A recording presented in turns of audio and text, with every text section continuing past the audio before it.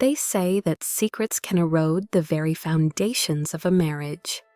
When I stumbled upon my husband's shocking secret, a second home he had purchased without my knowledge, I braced myself for the inevitable fallout. Yet nothing could have emotionally prepared me for the truth I uncovered that day.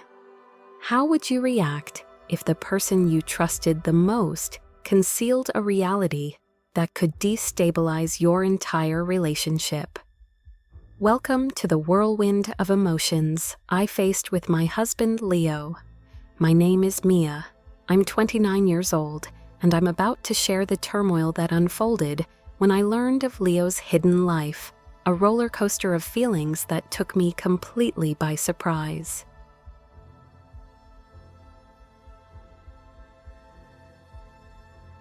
Chapter 1.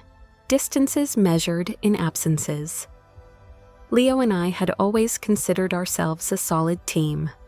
We navigated life's ups and downs together, or so I thought. However, the first cracks in our seemingly perfect relationship appeared when I became pregnant. Leo's late nights at the office escalated from occasional to frequent, with him returning home around midnight. Initially, I brushed it off as the pressures of impending fatherhood and the financial responsibilities that came with it. But soon, the justifications felt insufficient, and my heart began to twist with uncertainty.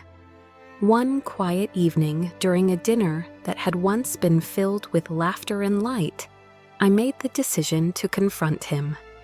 "Leo, you've been working so late. What's going on?" He barely glanced up, continuing to push his food around on the plate as if it were his primary focus. "It's just a hectic time at work, Mia. You know how it is." "But I don't know how it is," I replied, my voice rising with emotion. "I miss you, this baby, and I miss you." At last he met my gaze. In that fleeting moment, I could have sworn I saw a flicker of panic in his eyes. "You're not alone, Mia. Trust me." I wanted to believe him so badly, but the gnawing doubts clawed at me like a hungry beast. Chapter 2. The Turning Point. Weeks stretched into an agonizing blur. One night, as Leo slept soundly beside me, his phone buzzed ominously on the nightstand. Normally, I wouldn't have dreamed of checking it, but an irresistible urge compelled me to peek at the screen. "Thanks for doing this. Love you, Jay." My heart sank into my stomach. Who was this Jay? I hesitated, my fingers trembling as I unlocked his phone. What I found sent tremors through my entire being, a flurry of messages discussing a second home.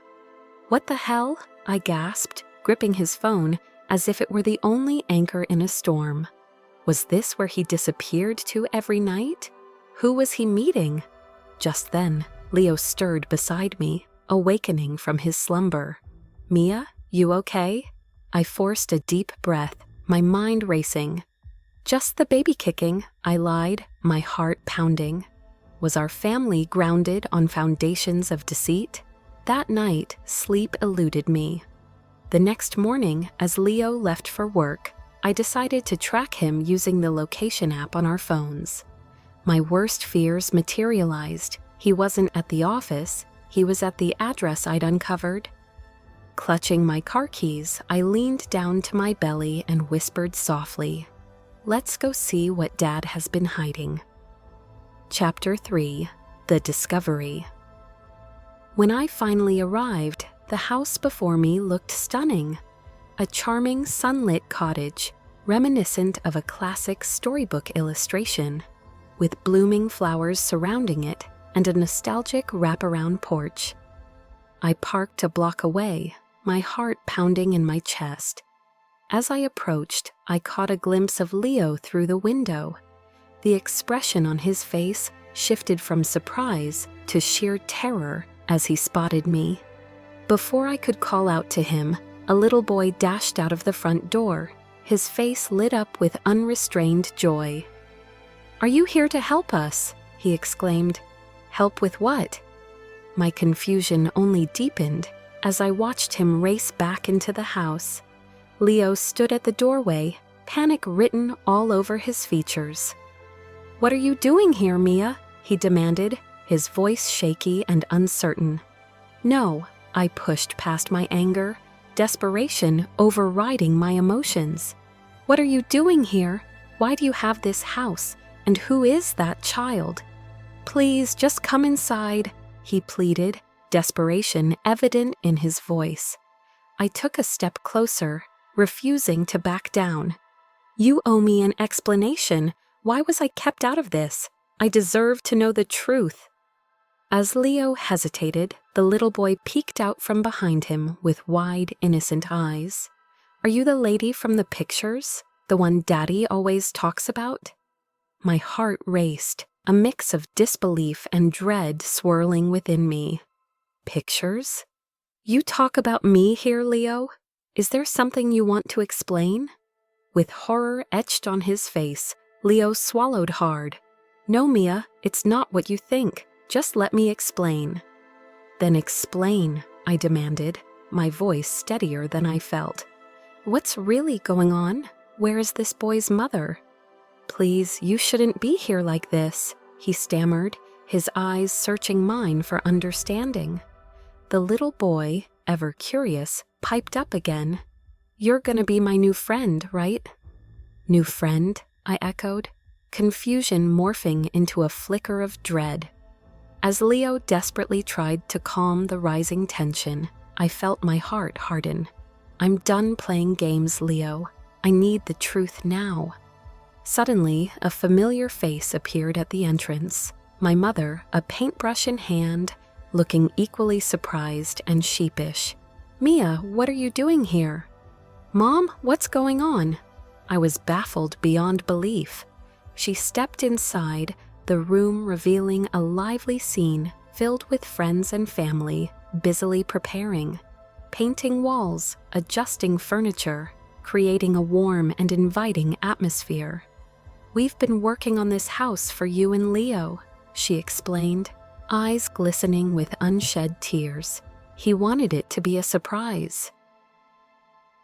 Chapter 5: The Emotional Unraveling.